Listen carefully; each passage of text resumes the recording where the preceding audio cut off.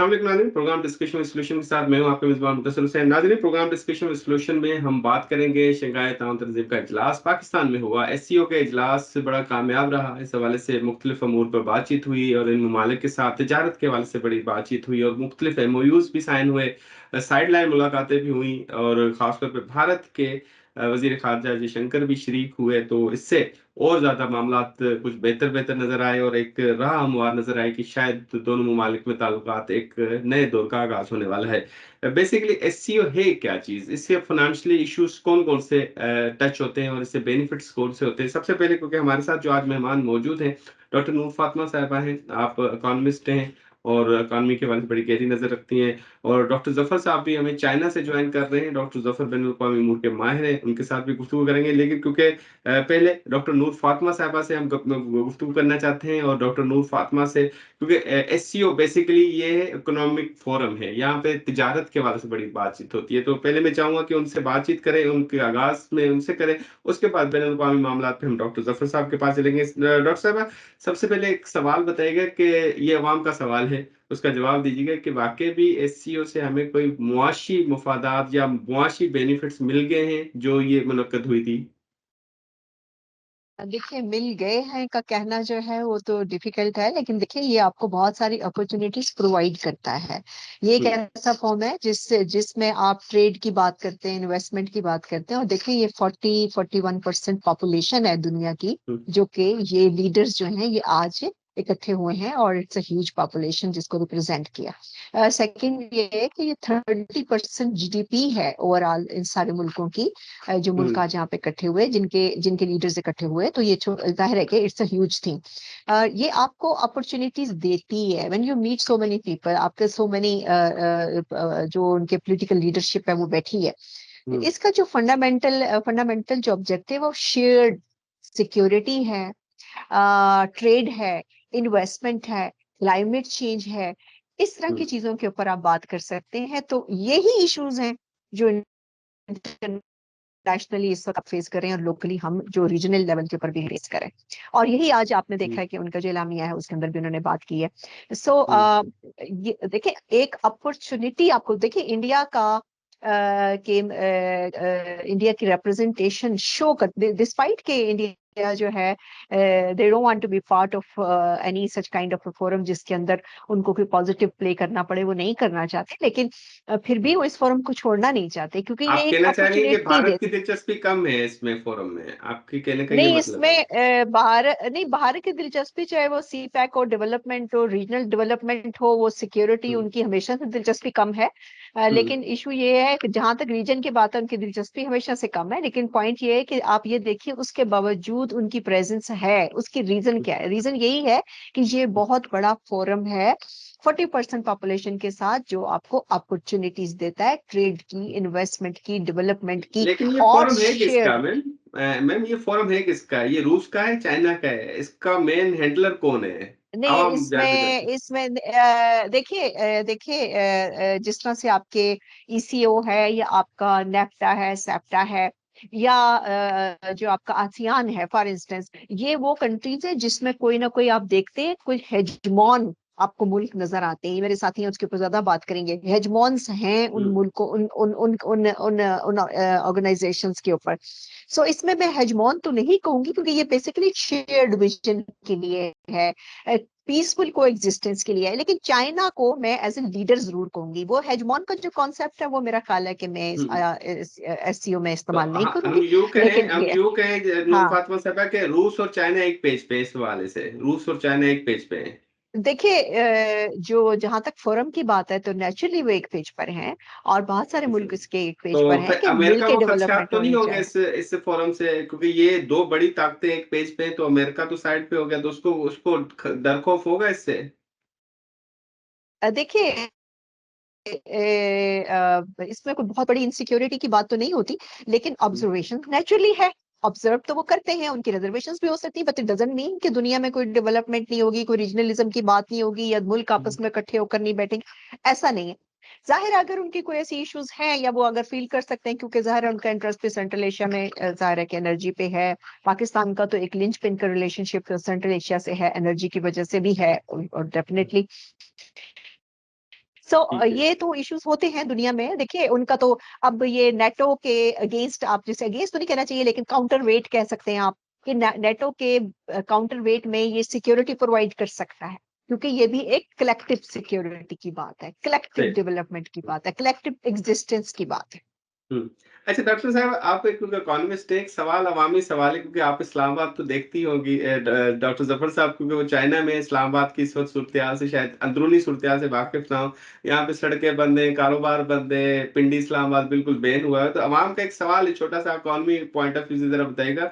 अवाम कहती है कि हमारा इतना मुआशी नुकसान हो गया है, कारोबार का नुकसान हुआ है इस कॉन्फ्रेंस की वज़ह से, क्या उसके मुतबादिल कुछ फ़ायदा भी हुआ है हमें कोई इकोनॉमी की सतह पे? देखिए फायदा बिल्कुल होता है। फ्यूचरिस्टिक वे में आप देखते हैं कौमों के जो फैसले होते हैं ना, वो इस तरह नहीं होते कि आपने अगर 3 दिन कारोबार बंद हुआ है, नो डाउट हमें भी डिफिकल्टी हुई है, यूनिवर्सिटीज में हमने क्लासेस छोड़ी हैं, आना हुँ, जाना बिजनेस आपका सब बंद पड़ा है, नेचुरली इसके कॉस्ट है। लेकिन उस कॉस्ट को आपने अपॉर्चुनिटी कॉस्ट के साथ देखना है ना, कि अपॉर्चुनिटी आपको क्या मिलती है, उस पे हुँ, हमने जाना है। और वो हमने कब देखना है, जब आपका इम्प्लीमेंटेशन होने का जो टाइम है वो आएगा। और ये तो नहीं है कि आपने 3 दिन बंद किया तो आप कहें जी हमें अब 6 दिन का बेनिफिट होना चाहिए तो फिर आपका बेनिफिट है, ऐसा नहीं होता। हुँ, इस कॉस्ट हुँ, को आपने अपॉर्चुनिटी कॉस्ट के साथ देखना है। बड़े उसके लिए डिसीजंस के लिए, हुँ। बड़े गेन्स के लिए समटाइम आपको बहुत छोटे-छोटे कॉम्प्रोमाइज़ेज़ करने पड़ते हैं। तो सही। सिक्योरिटी सबसे बड़ा इश्यू था। उन्होंने आपसे बिल्कुल नहीं कहा कि आप कारोबार क्लोज़ कर दें, लेकिन इश्यू उसके पीछे समझना चाहिए सबको, हुँ। और वो है अच्छा सिक्योरिटी। ऐसा अच्छा जी, जी। सही। नूर फातिमा साहब ये बताइएगा, क्योंकि ईरान भी इसमें बड़ा अहम रुकन है, तो ईरान के साथ हमारा ईरान गैस पाइपलाइन मंसूबा भी जुड़ा हुआ है। तो इस शंघाई एससीओ के तहत हम ईरान के साथ गैस पाइपलाइन मंसूबा हतमी मंतकी अंजाम तक क्यों नहीं पहुँचा पा रहे? अमेरिका इसमें हर्डल क्यों है? मतलब एससीओ की फोरम के तहत हम इसको क्यों पॉजिटिव ले सकते हैं क्या? नहीं देखिए एसईओ का तो जो है ना वो नहीं है, जिसे कहना चाहिए ये मैंडेट नहीं है ना। एसईओ हुँ, पे जो मैंडेट है, आपने ये आपका बायलैटरल है, ठीक है ना। बायलैटरल के अंदर फिर आपने क्या है कि नेचुरली उसमें फिर आपकी जो पॉलिटिकल इम्पेडिमेंट्स आए, कहीं भी हुँ, आपको अमेरिका ने बहुत डायरेक्टली तो नहीं रोका कि आप ना करें। नेचुरली उनके ऊपर सैंक्शंस हैं, ये उनकी तरफ से भी प्रॉब्लम आई है, आपकी तरफ से भी हुँ, आई है। एक प्रेशर देखें इंटरनेशनली, आप ये इस चीज को इंटरनेशनल पॉलिटिक्स के अंदर, ये इस तरह की चीजों को जब खास तौर पे सैंक्शन है और आप बहुत ज्यादा डिपेंडेंट है एक मुल्क के ऊपर, तो उसकी ये इस तरह के प्रेशर्स आपको लेने पड़ते हैं। बट ये आपका एक बायलेटरल जो है वो एक प्रोजेक्ट है। तो एससीओ के अंदर भी देखें आपके कासा 1000 है, central Asian and south Asian हुँ, एक प्रोजेक्ट है। फिर टापी जो है Turkmenistan, Afghanistan and Pakistan and हुँ, इंडिया, तो ये भी एक जो है एनर्जी का प्रोजेक्ट है।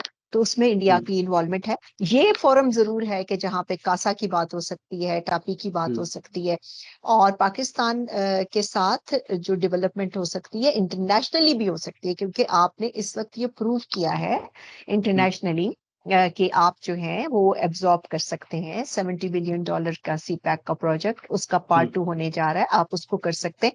तो आप नेचुरली मोर इन्वेस्टमेंट को भी सिक्योर हुँ, वे में, अभी रिसेंटली जो हुँ, इंसिडेंट हुआ कराची में अनफॉर्चुनेट, तो उसके हुँ। लिए भी आपको आपको जो सिक्योरिटी है वो एक शेयर्ड सिक्योरिटी जो है, जो शेयर्ड रिस्पॉन्सिबिलिटी है, एक स्टेक होल्डर के तौर पर ये मुल्क आपके सामने आ सकते हैं फॉर सिक्योरिटी एंड हुँ। For this project to be successful.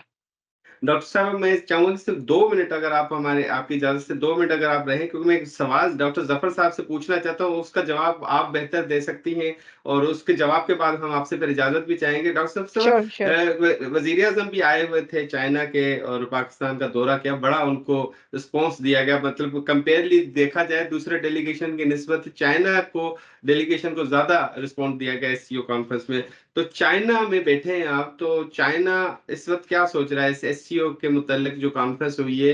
कोई ख़ास मंसूबे भी इसमें कुछ डिस्कस हुए हैं जो शायद हमें ना पता हो, यहाँ पे बैठ के हो सकता है चाइना में वो उस हवाले से हाइलाइट हो रहे हो मीडिया में?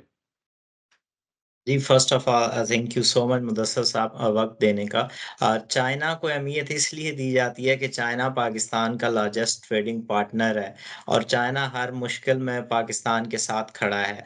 जहाँ तक एससीओ की बात है तो चाइना इज़ अ पायनियर जिसने एससीओ बनाई 15 जून 2001 में जब ये शंघाई में इसका बुनियाद रखी गई तो चाइना और रशिया 2 थे, उसके बाद सेंट्रल एशियन स्टेट्स इसमें आई और आहिस्ता-आहिस्ता करते अब 10 जो है परमानेंट मेंबर हैं और 2 ऑब्जर्वर हैं और 14 डायलॉग पार्टनर्स हैं। तो ये दुनिया का 40% कवर करते हैं जबकि जीडीपी का 32% कवर करते हैं और ऑलमोस्ट 25% जो एरिया है पूरी दुनिया का वो कवर करते हैं। चाइना जी हमेशा से पाकिस्तान के साथ खड़ा रहा है और उसने हमेशा पाकिस्तान की मदद की है। इस वक़्त पाकिस्तान की जो ट्रेड है वो चाइना के साथ दुनिया में सबसे ज़्यादा है। बायलैटरल ट्रेड 21 बिलियन की है जो पिछले साल और पाकिस्तान की जो एक्सपोर्ट है चाइना के साथ वो 3.4 बिलियन की है। तो यहाँ का जो मीडिया है इसको बहुत अहमियत दे रहा है इस वजह से कि चाइनीज़ प्रीमियर ली छियान पहले लीडर हैं जो सबसे पहले पहुँचने वाले लीडर हैं। एससीओ में शिरकत के लिए वो 14 तारीख को पहुँचे जबकि बाकी जो सरबराहान थे वो बाद में आहिस्ता-आहिस्ता आए। तो चाइनीज़ मीडिया ने इसको बड़ा एप्रिशिएट किया है और कुछ चाइनीज़ साफ़ी जो इस वक़्त इस्लामाबाद में मौजूद हैं, जब उनसे बात की तो वो बड़े सरप्राइज़ थे। उन्हें यकीन नहीं आ रहा था कि इतने शॉर्ट टाइम में पाकिस्तान ने इतना जल्दी ये मैनेज कर लिया और बहुत अच्छे तरीके से मैनेज कर लिया। जिस तरह खबरें आ रही थी कि प्रोटेस्ट हो रहे हैं या उम्मीद है कि एससीओ कामयाब होगी या नहीं होगी, तो इस सारी सूरत-ए-हाल में एक कन्फ्यूज़न थी। लेकिन जब वो वहाँ गए और सक्सेसफुली ये इवेंट हुआ, तो ये उनके लिए भी बड़ा सरप्राइज़ था और दे आर वेरी हैप्पी कि पाकिस्तान चूँकि उसको ये मोहब्बत की निगाह से देखते हैं और मोहब्बत करते भी हैं, तो उसको काफ़ी एप्रिशिएट कर रहे सही हैं। सही। डॉक्टर साहब इसी का आखिर में बस जवाब दे दीजिएगा, फिर हम आपसे इजाज़त चाहेंगे। जो डॉक्टर ज़फ़र ने बात की कि वो बड़े वेरी कर रहे थे, बड़े परेशान थे कि वहाँ पे एहतजाज हो रहे हैं, शायद ये कॉन्फ्रेंस कैसे होगी? एक तो इसका जवाब दे दीजिए, दूसरा वो करेंसी वाला एक मुआहदा हुआ है, तो इस करेंसी वाले मुआहदे से क्या हम और मजबूत हो जाएँगे मुआशी तौर पे? क्योंकि हमारी अगर लेन-देन चाइना, रूस की करेंसी में होना शुरू होगी, तो डॉलर तो गायब हो जाएगा।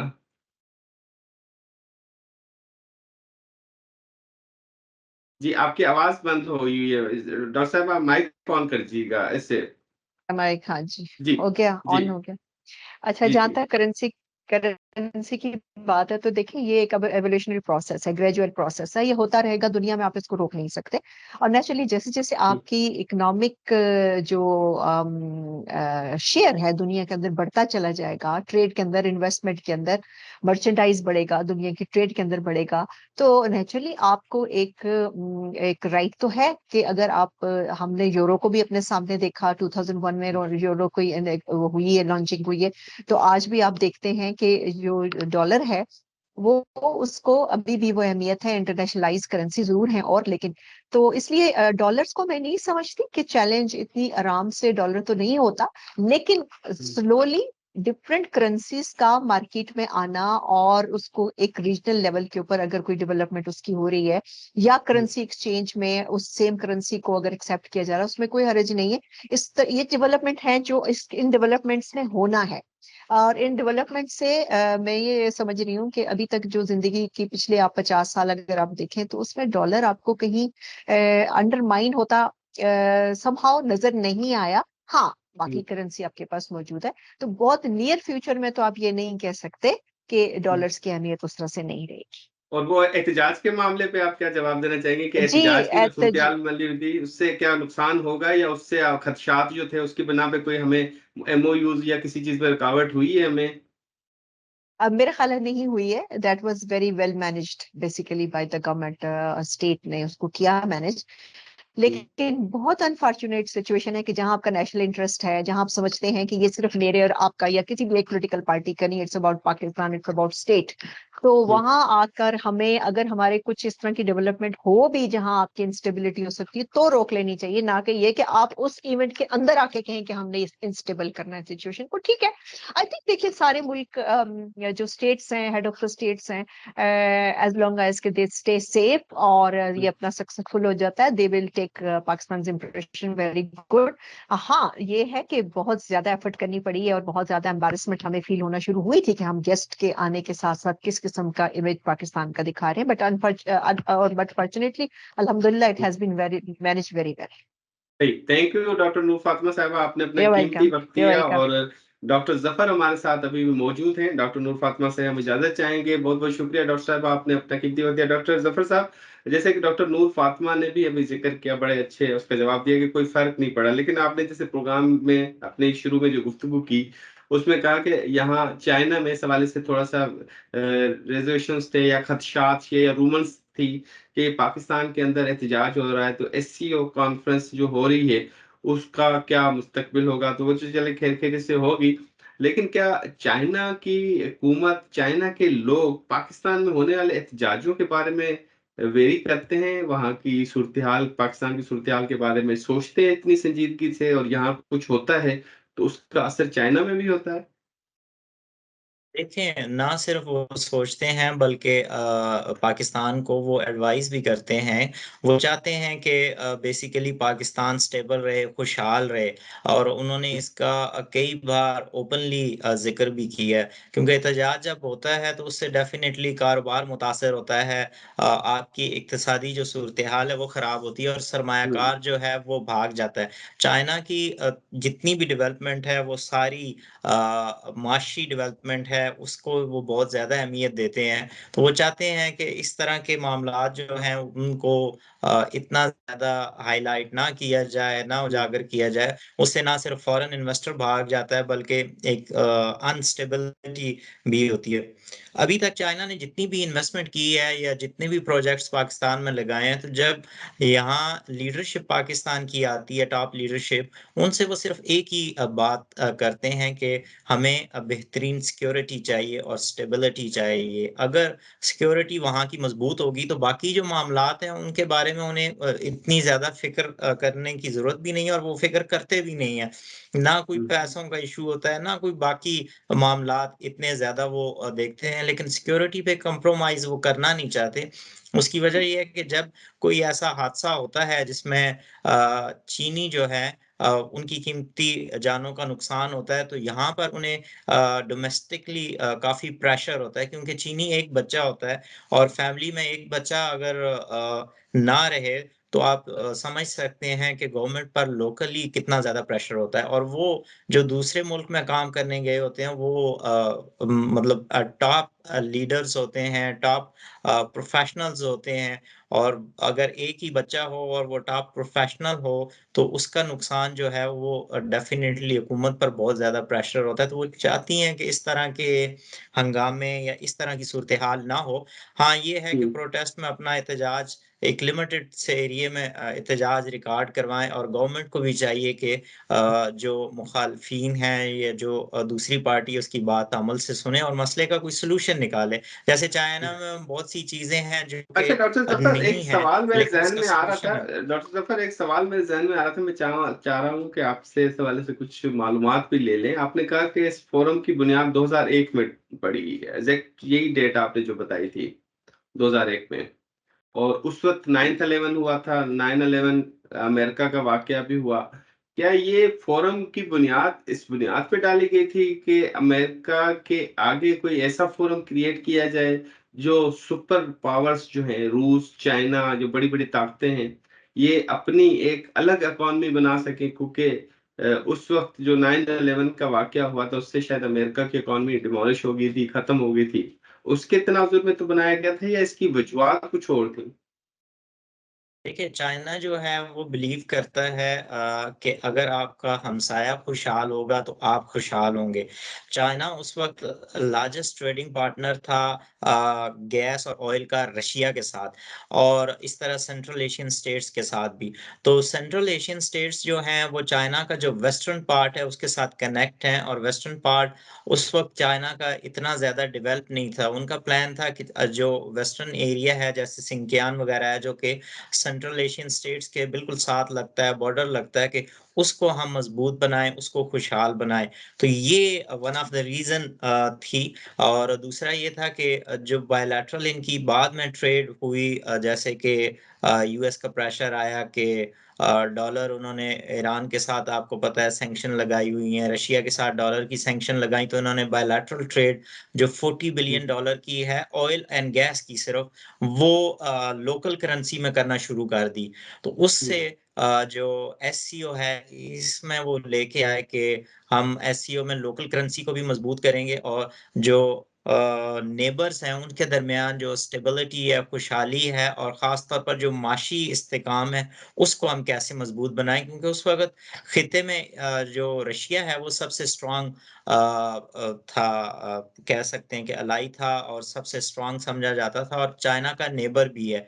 तो यही वजह है कि चाइना ने रशिया को लिया, और रशिया के सेंट्रल एशियन स्टेट्स के साथ लैंग्वेज एक है और ताल्लुकात आपको पता है कि वो काफ़ी मज़बूत हैं। तो बुनियादी वजह ये थी, और उसके बाद फिर बाकी ममालिक आते गए, और चाइना ने फिर हेल्प पाकिस्तान की जब बेल्ट एंड रोड इनिशिएटिव आया। और बेल्ट एंड रोड इनिशिएटिव का जो मेन स्लोगन है और जो एससीओ का है वो बिल्कुल एक ही है कि ऐसा माशरा तश्कील देना जिसमें लेकिन सबकी पाकिस्तान जीत तो ही जीत डॉक्टर हो। ज़फ़र, पाकिस्तान तो 2017 में जाके मेंबर बना है ना, मतलब 2001 से 16 साल के बाद जाके उनको याद आया कि पाकिस्तान को भी मेंबर बनाना है, जबकि वो तो बिल्कुल पड़ोस में था। तो इतनी देर क्यों देखिए, की इसमें? पाकिस्तान परमानेंट मेंबर 2017 में बना है, उससे पहले कई साल Pakistan as a observer member था, और एससीओ की परमानेंट मेंबरशिप के लिए शर्त थी कि ऑब्जर्वर मेंबर कुछ सालों के लिए मस्ट आपको होना है। जैसे अभी हुँ, आप इसकी मिसाल लें कि जयशंकर साहब जो आए हुए थे वज़ीर ख़ारजा इंडिया के, वो 2007 से या 9 से 13 तक एम्बेसडर थे चाइना में, और उन्होंने रोल प्ले किया कि इंडिया को एससीओ में आना चाहिए काफ़ी ज़्यादा। उन्हें चाइनीज़ लैंग्वेज पे बड़ी ग्रिप हासिल है। तो उस बुनियाद पर जब इंडिया ने इतना ज़्यादा रशिया के थ्रू प्रेशर किया कि हम ब्रिक्स में हैं, हम एससीओ में आएँ, हर बड़े हुँ, प्लेटफ़ॉर्म पर आएँ, तो चाइना ने फिर पाकिस्तान को भी कहा कि आपको इसमें आना चाहिए। और पाकिस्तान जो कि खुद भी था, और उससे पहले उन्होंने परमानेंट जो मेंबर थे, कोई ऐसी शिक नहीं थी कि मज़ीद हम मेंबर हुँ, इसमें इंक्लूड करेंगे। लेकिन जैसे-जैसे ताउन बढ़ता गया, जैसे-जैसे डिफरेंट प्रोजेक्ट्स आते गए, और इलाकाई जो नक्शा है, जो ढांचा है, वो तब्दील होता गया, तो इसका जो स्ट्रक्चर है, वो भी हुँ। वसी से वसीतर होता गया, और बेल्ट एंड सही। रोड अच्छा इनिशिएटिव इसकी वजह से डॉक्टर ज़फ़र, वसी। एक एक सवाल और भी बताइएगा कि क्योंकि पाकिस्तान जिस जगह महल वक़ूफ़ पे वाक़ई है, क्योंकि हमारी तिजारत, हमारा लेन-देन पाकिस्तान का तो ज़्यादातर डॉलर्स में होता है, और हम कुछ कोशिश करते हैं कि मगरिब ममालिक के साथ हमारा हमारा तमाम तर तिजारत और मामलात हों, प्रायोरिटीज़ होती हैं गवर्नमेंट की ख़ास तौर पे। लेकिन एससीओ को ज़रा स्ट्रक्चर वाइज़ देखा जाए कि अगर हम दीगर ख़ुसूसी अशिया का ज़िक्र करें, चाहे वो मेडिकल से लेके मशीनरी तक, तो चाइना से हम ले सकते हैं। तेल की प्रोडक्ट का बात करें तो रूस से हम ले सकते हैं, ईरान से हम ले सकते हैं, सब्जियाँ और दीगर खाने-पीने की अशिया लें तो भारत से ले सकते हैं। तो एससीओ ममालिक के साथ ही अगर ये सारा स्ट्रक्चर सारे ममालिक तिजारत करें तो शायद पाकिस्तान को मगरिब के साथ तिजारत या कुछ करने की ज़रूरत ना पड़े। तो इस सूरत में ये फ़ोरम उस लिहाज से कितना फ़ायदेमंद हो सकता है, या उस मामले पे सोचा जा सकता है या सोचा होगा एससीओ के मेंबर ममालिक ने या उनके ऑफिशियल्स ने?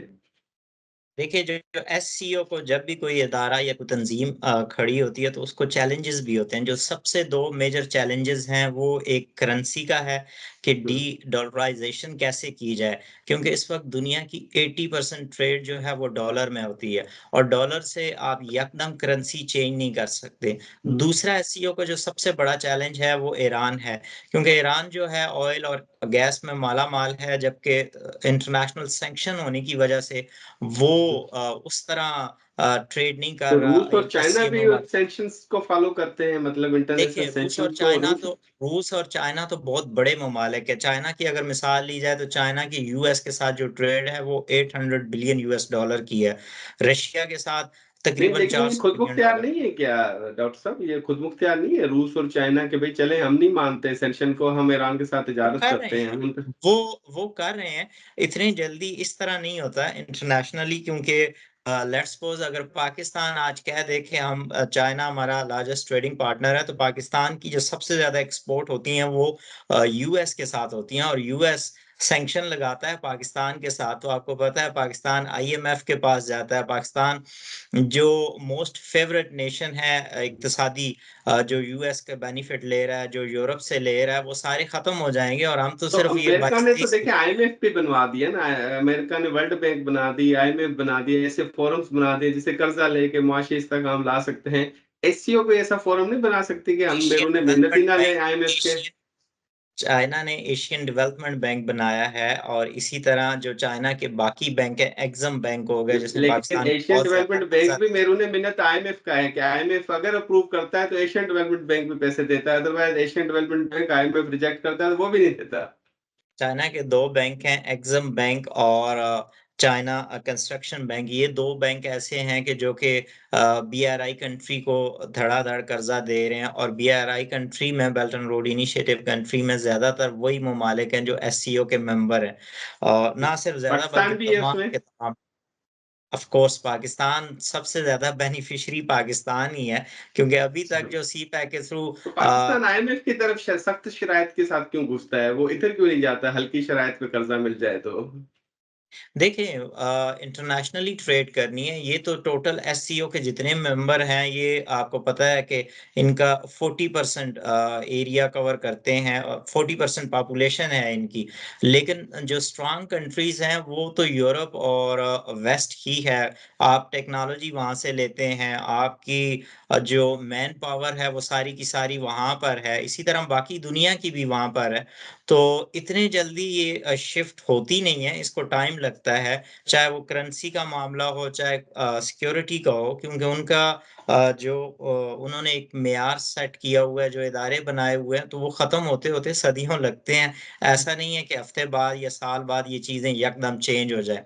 एससीओ ये जो पाकिस्तान में हो रही है, इसकी सबसे अहम जो मेन मेरे ख्याल में एक रिजल्ट आएगा, वो ये आएगा कि जैसे चाइनीज प्रीमियर ली छियान पाकिस्तान आए तो 13 डिफरेंट एग्रीमेंट साइन हुए।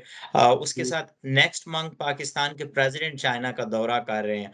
तो उनकी अच्छा। जब चीन के वजीर आजम से मुलाकात हुई है, तो उन्होंने हमारे जराये के मुताबिक कुछ डिस्कस की हैं काफ़ी चीज़ें, कि पाकिस्तान की जो माशी सूरत-ए-हाल है उनको कैसे बेहतर किया जा सकता है। तो नेक्स्ट मंथ जब वो आएँगे तो मुख्तलिफ जो एमओयूज़ हैं वो एक्सपेक्टेड हैं कि करें, और जिससे बायलैटरल जो ट्रेड डेफिसिट है वो भी कम होगा और बायलैटरल ट्रेड भी बढ़ेगी। सही। आखिर में डॉक्टर ज़फ़र ये बताइएगा कि फौरी नताइज क्यों नहीं मिलते हर समिट्स के, हर कॉन्फ्रेंस के, हर फोरम के, हर ऑर्गेनाइजेशन? क्योंकि हम पाकिस्तान की अवाम हो या शायद दुनिया की किसी कोने की अवाम हो, हर जगह की अवाम जल्दी नताइज की ख्वाहिशमंद होती है कि हमें इसके नताइज कब मिलेंगे, इससे एससीओ के या इससे पिछले साल जो जहाँ हुई, फिर अगले साल अब रूस में होगी, तो इसके नताइज जल्दी क्यों नहीं है? मतलब देर पा है, मामला बड़े बड़े डिले डिले होते हैं, आहिस्ता आहिस्ता प्रोसेस होते हैं, जल्दी क्यों नहीं होते? देखिए, जल्दी ख़ैर कोई चीज़ नहीं होती, लेकिन इस एससीओ के तो जल्दी आपको नताइज मिल रहे हैं। जयशंकर वहाँ ये पर ये आए, ये जो ये जो पाकिस्तान में। करेंसी वाला मामला जल्दी हो जाएगा, मतलब अब ये नहीं, मुआहिदा हो करेंसी गया वाला तो? इतने करेंसी वाला इतने जल्दी नहीं होने लगा, क्योंकि डॉलर दुनिया के 80% ट्रेड का कर रहा है। लेकिन जो बायलैटरल ट्रेड एग्जैक्टली, है, इसीलिए तो ये जैसे सवाल कर बर्फ, रहा हूँ ना कि ये फौरी नहीं हो सकता, मतलब फिर फैसले लिए जाते हैं उसके 5 7 ऐसे 10 नहीं सालों के होता। बाद जाके। ऐसे नहीं होता। जैसे पाकिस्तान और चाइना का फ्री ट्रेड एग्रीमेंट है, जिसमें 313 आइटम्स हैं जो ड्यूटी फ्री हैं, लेकिन हमारे पास वो कैपेसिटी ही नहीं है। वो हम जो टैरिफ लाइन है 60 से 70% हम यूज ही नहीं कर रहे, 30% टैरिफ हम यूज कर रहे हैं। उन 30% को यूज करते हुए हमारी बायलैटरल ट्रेड $21 बिलियन की है। फौरी जो आप नतायज चाह रहे हैं वो ये है कि आपने एक मिल बैठने का मौका दिया। इवन के इंडिया जो बात नहीं करना चाहता था, जो कहता था आइसोलेट करेगा पाकिस्तान को, वो ना सिर्फ आया बल्कि रशिया भी आ गया और सारे ममालिक वहाँ पे बैठे, डेफ़िनेटली उन्होंने डिस्कस किया।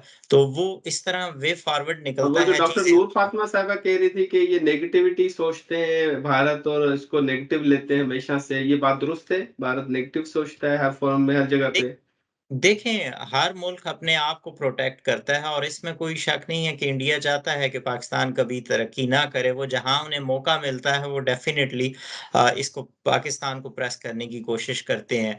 तो वो तो नहीं चाहेंगे कि पाकिस्तान जो है वो तरक्की करे, लेकिन हमने खुद अपने बलबूते पे तरक्की करनी है और हमने वो वे फॉरवर्ड करने हैं, वो वे निकालने हैं जिससे हम प्रोग्रेस करें और वो मजबूर हो जाएँ कि वो हमारे पास आएँ।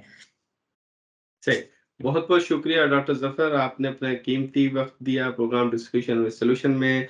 नाज़रीन, आज के प्रोग्राम में एसईओ के हवाले से गुफ्तगू की। एसईओ फोरम के फ़वाइद क्या होंगे? इसके होने वाले फ़ैसलों के ऊपर जो असरात हैं, वो कब तक पाकिस्तान की अवाम को मिलेंगे? डॉक्टर नूर फ़ातिमा से भी बात हुई इकॉनमी के हवाले से और एसईओ से रिलेटेड जो मनसूबाजात हैं, वो भी, और ख़ास तौर पे इकॉनमी का ज़िक्र करें कि करेंसी एक्सचेंज का मामला जो बड़ा अहम मामला है, उससे शायद पाकिस्तान की मईशत को काफ़ी फ़वाइद हों। वो बड़ा देरपा है, मतलब वो फ़ौरी उसके नताइज आना थोड़ा मुश्किल है। लेकिन एससीओ कॉन्फ्रेंस हुई, कामयाब हुई और अच्छे तरीके से मुनक्कद हुई, उसके नताइज आना बाकी हैं। इसके साथ अपने मेज़बान मुदस्सिर को दीजिएगा इजाज़त। अल्लाह हाफ़िज़।